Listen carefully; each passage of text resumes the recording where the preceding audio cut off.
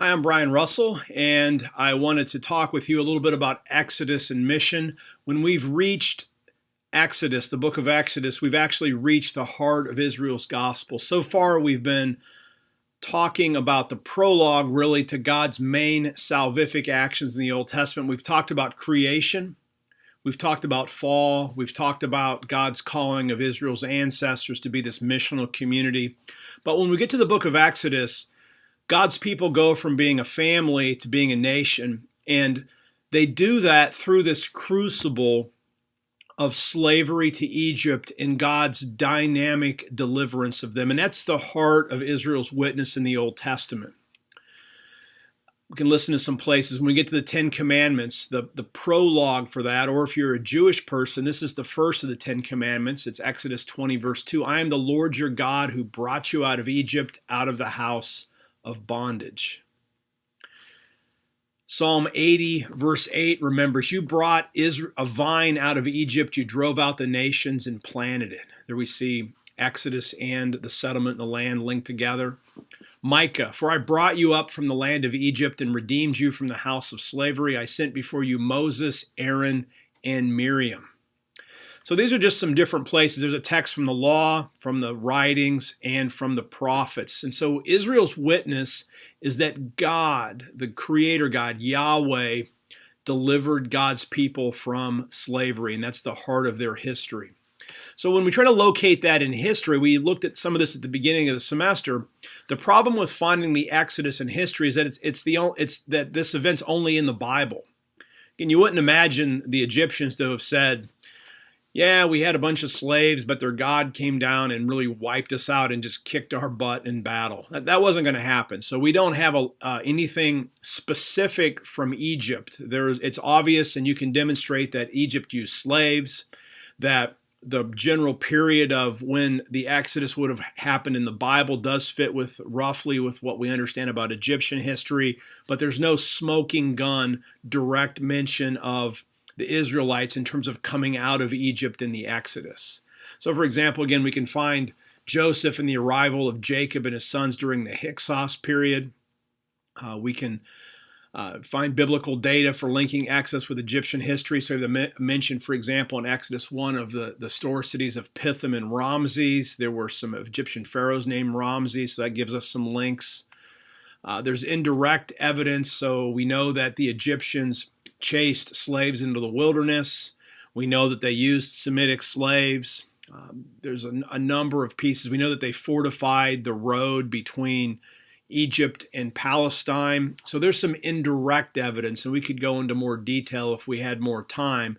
So you can indirectly demonstrate that the Exodus is at least possible, but again, there's no direct mentioning of Israel coming out of Egypt anywhere other than in the book of in the Old Testament.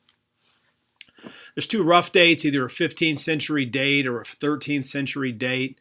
If you're interested in that, I would suggest picking up a book called The History of Israel.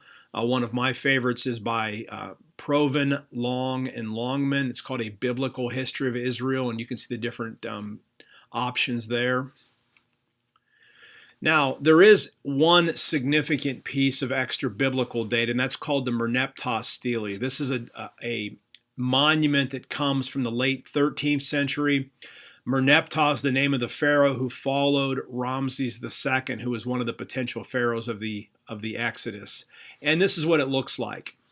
And if you have a look at this, notice this line. It talks about regions that are essentially in Syria, Palestine, and notice that Merneptah claims to have laid waste to Israel and destroying him. On the stele itself, it's down towards the bottom where Israel shows up. But this is significant because this is the first extra biblical mention of Israel that exists. And this dates to roughly, let's say, 1207, or maybe you want to think of it as 1210, but the last decade of the 13th century of pharaohs, mentioning that there's a people called Israel living in the region of Palestine, which would fit in perhaps with either Israel's wilderness wanderings or they've just gotten into the land. So this is incredibly significant. Now, when we talk about the Exodus itself, the book of Exodus opens with a report that Joseph and all his brothers have died, and then there's a report that they've multiplied greatly. As you've been reading through the scriptures, verse 1:7 sounds a lot like the language that Genesis uses both in chapter 1, verses 26 to 31 as humanity's vocation to fill the earth, and also post-flood to Noah, God told him to be fruitful and multiply. And so what we want to see is the Exodus reports that God's people in Egypt are fulfilling God's creational mandates for humanity. In other words, for the first time, we're getting a report that somebody in the Bible is doing exactly what God wanted them to. They're being fruitful and multiplying and filling Egypt. Again, God had wanted images of himself across the whole planet, but at least now God's people are filling Egypt. But the problem is the Pharaoh doesn't see the presence of all these Israelites as a blessing like he should have. Instead, he sees this as a danger. And so Pharaoh, when he begins to practice genocide against God's people, functions in a way that as an anti-creator. Because he's not just a bad guy, he's actively thwarting God's creational and missional purposes by trying to destroy Israel. It's into this crucible that Moses is born. And Moses is born, and you know the story. He's put into a little basket. The word for basket is exactly the same word that was used of Noah's ark. So Moses is put in like a little itty bitty ark, and he's set off into watery chaos. And again, he's saved. And who helps Moses? It's Pharaoh's daughter, which is ironic. But when the early part of Exodus, while Pharaoh's doing all this oppression, the heroes, if you want to say it this way, are the women. So the midwives thwart Pharaoh in Exodus 1. Moses' mother and sister thwart Pharaoh in Exodus 1 and then once 2. And then once Moses is born, Pharaoh's own daughter works against Pharaoh. And so what we're going to see are women play a significant role. And when we get to Exodus 15, it's going to be Miriam and the women who have the last word in the Exodus by celebrating with hand drums and dancing and singing, "Sing to the Lord, for he has triumphed gloriously. Horse and rider he's cast into the sea." Well, Moses is called by God dramatically in Exodus 3 and 4, and he goes back and he's unable to deliver God's people. And Moses ends up fleeing from Egypt initially. And Exodus chapter 2 ends, "I've become an alien in a foreign land." Instead of delivering God's people, which he tried to kill some Egyptians in chapter 2, he has to then flee as a murderer out of the land, and he marries a woman in Midian named Zipporah, and they have a son. And notice the irony of that son's name: "I've become an alien in a foreign land." So now, who's going to be the Savior? The Savior is now an alien himself, and God's people are still being oppressed. Well, deliverance begins in chapter 2, verses 23 to 25. Notice the language here. The Israelites groaned in their slavery and cried out. Their cry for help because of their slavery went up to God. Notice they're not even specifically maybe even praying to God, but God receives it. And listen to God's actions. Listen to these verbs. God heard their groaning. God remembered. And to hear means not just he heard it, but it's hear and with the sense of I'm going to act now. I'm going to hear sometimes means obey. It means an action word. You don't hear something if you're not going to do something about it. And then remembered. Just like God remembered Noah back in Genesis 8:1, here he remembers his covenant with Abraham, Isaac, and Jacob. Again, the issue is not that God forgot, but now God at this moment is poised, ready to act for deliverance. Then God looked on the Israelites and he was concerned about them, or God knew them relationally. So notice these relational words, and God is ready to act. So Moses is called by God in chapters 3 and 4. I apologize, I'd gotten ahead of myself in the previous slide. And God interacts with Moses relationally. Notice Moses, we would have lost a lot of the Bible if Moses just would have said, "Yeah, I'll go, God." But because Moses has some reluctance, God gives extra revelation to Moses. For example, Moses says, "Who am I?" And God says, "Not about you. I'm going to be with you." And then Moses says, "Who are you? What's your name?" And then God reveals God's name. And what we want to note is repeatedly in these early chapters of Exodus, God connects who he is with Israel's ancestors, Abraham, Isaac, and Jacob. So the same God that created the world, the same God that called Abraham, Isaac, and Jacob to be missional community is now coming down, interacting with Moses, and ready to deliver God's people from Egypt. And so Moses has this prophetic, dynamic, charismatic calling on Sinai. Well, if you remember the story, Moses goes back and encourages God's people, and they're excited. But then, and at the same time, God warns Moses that it's going to be difficult and that Pharaoh's heart's going to be hardened and his firstborn's going to be at risk. Well, God was able to foresee what was going to happen, because Pharaoh does not take kindly to God's call to let his people go. And we have this episode in chapter 5, 5:1 to 6:1, where Pharaoh steadfastly refuses to let God's people go and instead asks what I would call a stupid question. Sometimes we always say there's no dumb questions. This was a dumb question that Pharaoh asks. Pharaoh says to Moses, "Who is the Lord, that I should listen to him and let Israel go?" Well, the rest of the book of Exodus, especially the rest of the first half of the book of Exodus, is going to make it clear who Yahweh is. If God had said to Moses, "I am who I am," in other words, you're going to know who I am by what I do, Pharaoh invites God to make himself known. In the rest of Exodus, God dynamically and powerfully makes himself known while simultaneously delivering God's people from Egypt.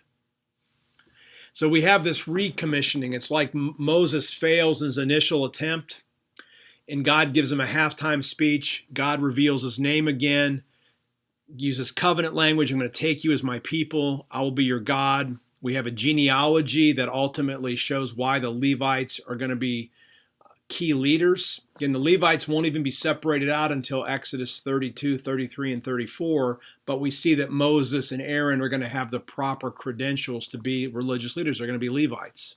And what we see here in the second call, not only does God give Moses a pep talk, but unlike his charismatic call, we now get more of a cultic, community-based call where the person that God has called actually has the proper credentials. They're Levites. And then beginning in chapter 7, we have the dynamic, powerful deliverance of God's people. And the plagues function as a demonstration of God's power. We have this whole theme of Pharaoh's hardened heart that comes up. And it's a combination of God hardening Pharaoh's heart, Pharaoh hardening his own heart. This is a very dynamic position. If you study the use of hard heart, up to a certain point, it's a mixture of these. At a certain point, it just becomes God hardened Pharaoh's heart. It's as though God gives Pharaoh multiple chances. Then at a certain point, kind of like if we were going down a river towards Niagara Falls, if you're a mile from Niagara Falls, you can just row to the side. But if you stay in the Niagara River, there's going to be a certain point that regardless of what you ultimately want to do, you're going to go over the falls.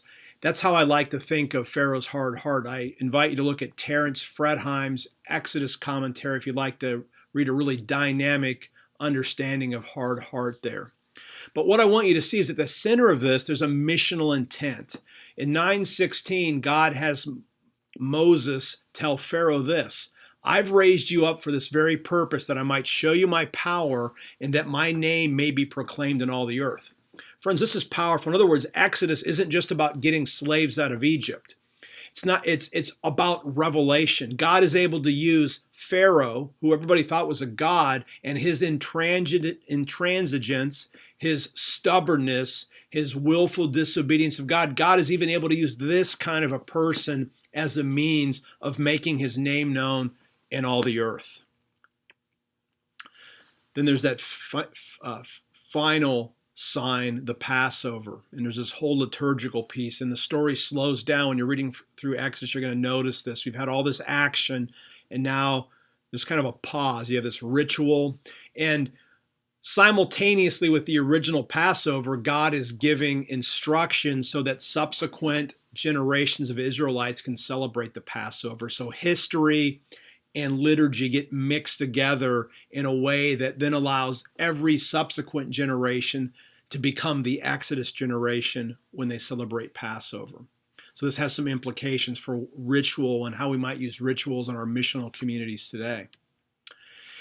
And then the final piece of the deliverance, the Exodus from Egypt. The Passover isn't complete without the Red Sea.